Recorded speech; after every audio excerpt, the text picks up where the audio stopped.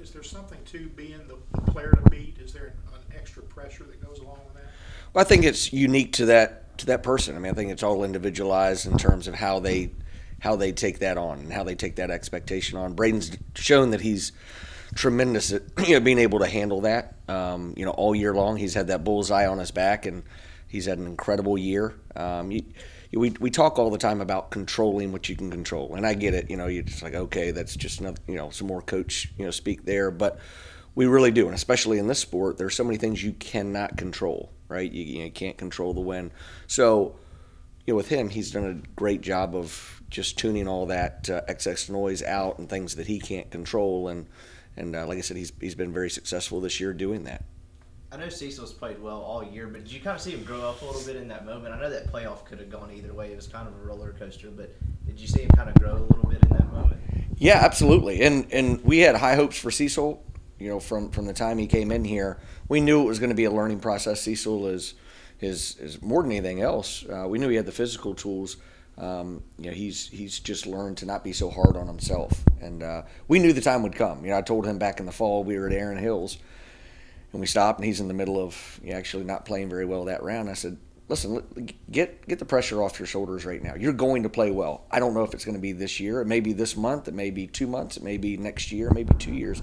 You're going to play well. So don't worry about that. We'll get there. It's all in how you handle, mostly the mental side of things in that preparation to that moment. And he's done a tremendous job this entire spring. And I think if you looked at his results consistently from the time we started in Houston, Texas, and to the SEC championship, he's been great. In terms of the moment, you never know how they're going to handle that moment. And what was cool is he goes into that final round. He's the guy. He's got the bullseye on his back. He's a freshman, first go around at all this, and there was no doubt in any of our guys' minds just by listening to him talk, on the driving range, before he went out to play his round, that he was going to play well that day. He thought he was going to win it, and he had a couple of bad breaks on the last couple of holes. He had a wedge, kind of get a bad hop, and ultimately three putted. Hit a great shot on 17 that was going right at the flag. Wind died down a little bit. Went a little bit long. He made a good bogey there, and then I think ultimately what I was probably most proud of is he gets on 18 after that had just happened. Two bogeys. He knows what the situation is, and tomahawks a drive right down the middle. He's got wedge in there, and I asked him in the fairway. I said, "Okay, bud, do you want to know?" He said, "Absolutely." I said, "Here's your situation.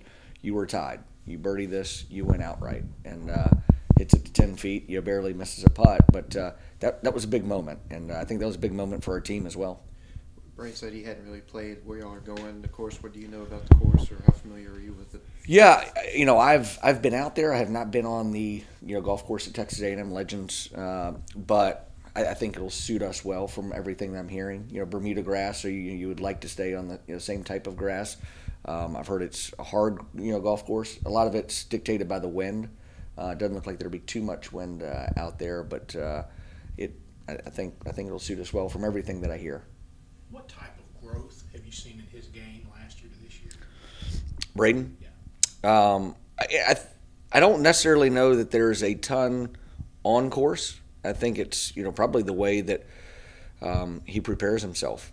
Whether it be just the week, even 2 weeks before, and just with his body, with the preparation, getting his wedges dialed in, just the consistency that he does things, and I think a lot of that comes from. He had a chance to be around a lot of pros last summer with playing a couple of pro events, and he got to watch those guys and how they handled it. And he realizes that everyone's different as well. So I think he's found his niche and kind of what works for him, and he stuck with that. I think consistency is the key. Guys, listen, when I was 18 to 22 years old, I didn't have a lot of consistency in my life either.